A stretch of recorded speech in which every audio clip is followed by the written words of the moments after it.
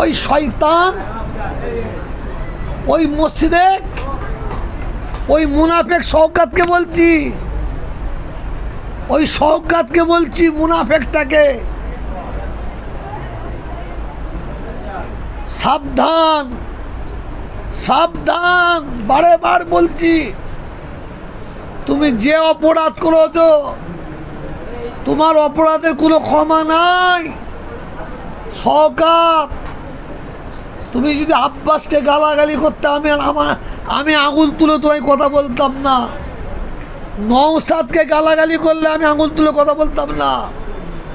ওই চামচা পাচাটা কাসেমকে কথা বললে আমি আঙুল তুলে কথা বলতাম না। শওকত, তোমার পলক বেরিয়েছে, খোদার কসম বলছে আল্লাহ তোমার পলক ছাড়বে। বলুন ইনশাআল্লাহ, ইনশাআল্লাহ। আল্লাহর কসম তোমার পলক আল্লাহ ছাড়বে ইনশাআল্লাহ। তোমার পলক বেরিয়েছে। তুমি মুজাদ্দেদে জামান দাদা হুজুরকে গালাগালি করেছো, তুমি 5 হুজুরকে গালাগালি করেছো, তুমি দাদা হুজুর সম্পর্কে ছোট বড় কথা বলেছো, তুমি 5 হুজুর সম্পর্কে ছোট বড় কথা বলেছো। তোমার ক্ষমা নাই, তোমার ক্ষমা একটাই, দিনের বেলায় এসে দাদা হুজুর 5 হুজুরের মাজারে লোকের সামনে এসে মাপ চাও। দাদা হুজুর 5 হুজুরের দিকে আঙুল তুলে যদি কেউ কথা বলে আপনারা সহ্য করবেন? সহ্য করবেন? কেন? দাদা হুজুর আমাদের ঈমান, 5 হুজুর আমাদের ঈমান, আল্লাহ আমাদের ঈমান, নবী আমাদের ঈমান, সাহাবাদের আমাদের ঈমান, দাদা হুজুর 5 হুজুর আমাদের ঈমান। এর জবাব আমরা দেবো ইনশাআল্লাহ। জোরে বলি ইনশাআল্লাহ। আর কিছু পাঁচাটা ইমাম আছে, আমি তাদের ঘরে জোড়হাত করে বলছি, আল্লাহকে ভয় করুন, আল্লাহকে ভয় করুন। ওই বেঈমান, ওই মুনাফিক, ওই মুশরিক, ওই ধরনের মানুষদের যারা সাপোর্ট করবে তাদের পিছনে, সেই সব ইমামদের পিছনে নামাজ হবে কি না মুফতি সাহেবদের কাছে জেনে নেবেন। আমি বলছি না, মুফতি সাহেবরা বলছে ওই জালেম, ওই মুশরিক, ওই মুনাফিক, ওই কাফেরের পিছনে নামাজ পড়লে, ওই সমর্থন করলে, আর ওই ইমাম সাহেব যদি নামাজ পড়ায় তার পিছনে নামাজ পড়া যাবে কি? সন্দেহ জেগে যাচ্ছে।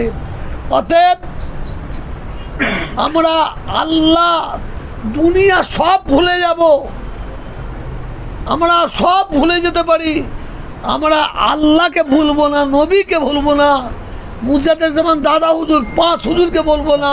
কেন? ইনারা হচ্ছে আমাদের ঈমান। আমরা সব দিতে পারি, আমরা ঈমান দিতে পারি না। আমি আবার বলছি, বাংলার মানুষের কাছে আমার দাবি, বাংলার মানুষের কাছে আমার দাবি, আপনাদের এলাকায় যেসব এমএলএরা, এমপিরা প্রধান কাজ করেছে তাদের সমর্থন করবেন, আর যারা আমাদের সঙ্গে বেঈমানি করেছে, গাদ্দারি করেছে, চুপ মেরে থাকবেন। ঠিক ভোটের সময় আপনার কাজটা আপনি করে দেবেন। আমরা মুজাদ্দেদ জামান দাদা হুজুরের দরবারে এসেছি। আজকে 21শে আশ্বিন, ওই কম বক্তা বলেছিল ফুরফুরা শরীফের মানুষ যা বন্ধ হয়ে গেছে, আজকে মানুষ চামড়ার চোখে দেবে। আল্লাহ ফুরফুরা শরীফকে কিয়ামত পর্যন্ত কবুল করে নিয়েছে। জোরে বলা যাবে না? মোহাব্বতে আরে আওয়াজটা ওই কম বক্তার কানে যেন পৌঁছায়, ওই মুশরিকটার কানে যেন পৌঁছায়, এই আওয়াজটা ওই বেঈমানটার কানে যেন পৌঁছায়, মুসলমান নামে মুসলমানের কলঙ্কর কানে যেন পৌঁছায়। আল্লাহ, সবাই আল্লাহর বিচার করবে। আল্লাহ আমরা দেখব আল্লাহর বিচার, ওই জালেমের বিচার। আল্লাহ আপনি তাড়াতাড়ি করুন, আমরা দেখতে যাচ্ছি।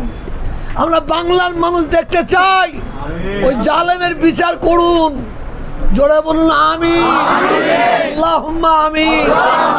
কত মানুষের জীবন নষ্ট করেছে, কত মানুষের জীবন নষ্ট করেছো, আল্লাহ ওর বিচার করবে। আর ও বাঁচতে পারে একটাই, আল্লাহর মাহবুব বান্দাদের গালাগালি দিয়েছে, সেখানে এসে মাপ চাইতে হবে, তা না হলে ওর বিচার আল্লাহ করবি ইনশাআল্লাহ। আপনি যে বলছেন যে মাফ চাইতে হবে দাদা হুজুরের মাজারে এসে, কিন্তু এর পরিপ্রেক্ষিতে উনি বলছেন যে আপনাদেরকে বাংলার মানুষের কাছে ক্ষমা চাইতে হবে। তাই বাংলার মানুষ বলুক, ও তো চামচা কিছু ঠিক করে রেখে দিয়েছে, ও কিছু চামচা ঠিক করে দিয়ে যাদের ভাগ দিয়েছে, এখন দেখবেন ও কথা বলছে না, এখন ওর হয়ে কথা বলছে যাদের করে ভাগ দিয়েছে, যাদের করে ভাগ দিয়েছে তারা কথা বলছে। কেন ওদেরকে করবো আমি, ছাড়েন।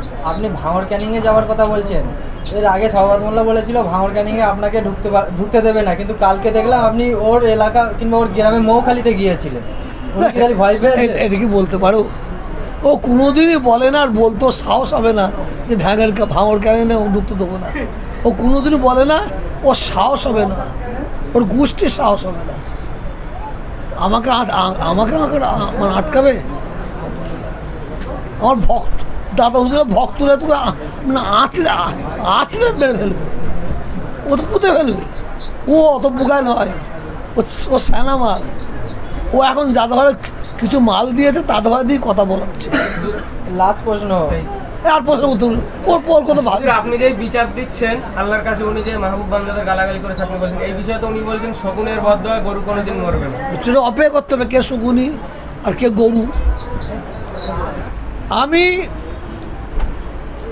খুব শিগগিরই ভাঙড়ে যাব, ভাঙড়ে আমি যাব খুব শিগগিরই। ক্যানিংয়ে যাব, ক্যানিংয়ে যে একটা পার্টি অফিস হয়েছে, থানা পুরাতন থানাকে ভেঙে ওখানে যাব। বিডিও অফিসের ওপরে পুরো 3 তলায় পুরো রাজনীতির নেতার থাকার জায়গা হয়েছে, সেখানে যাব, মানুষের সঙ্গে কথা বলবো। কত মানুষের ঘেরির জমি নিয়ে নেওয়া হয়েছে, কত জমি দখল করা হয়েছে, সব দেখাবো ইনশাআল্লাহ। ইনশাআল্লাহ আমি যাব, কোনো মায়ের লাল নেই আমাকে আটকাতে পারে, আমি যাব ইনশাআল্লাহ। তবে আমার সঙ্গে শুধু নাম ধরে বলতে বাধ্য হচ্ছি, শওকাত মোল্লার সঙ্গে কোনো ঝগড়া নাই, আদালত নাই।